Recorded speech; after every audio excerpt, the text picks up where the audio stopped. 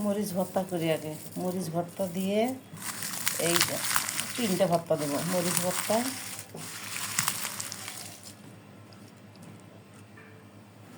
তখন পেঁয়াজ দেবো, অনেকগুলো পেঁয়াজ দেবো।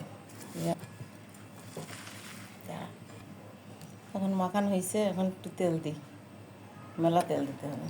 অনেকগুলো পেঁয়াজ পেঁয়াজ ভর্তা করা শেষ।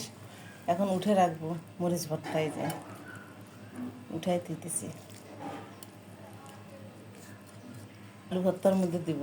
এই যে আলু ভর্তা এর মধ্যে দিয়ে এখন মাখাবো।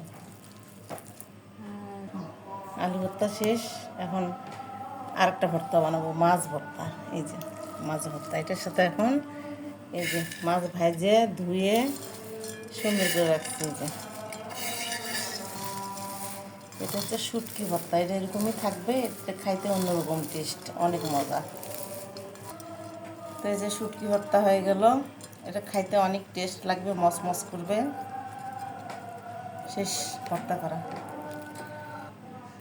তো এটা হচ্ছে খুদের ভাত, যে খুদের ভাত নিচ্ছি, খুদের ভাত দিয়ে তারপরে এই যে শুটকি ভর্তা দিয়ে, আলুর ভর্তা দিয়ে খাওয়া, আর হচ্ছে পেঁয়াজের ভর্তা। এই যে বাস, এটা আজকের খাওয়া।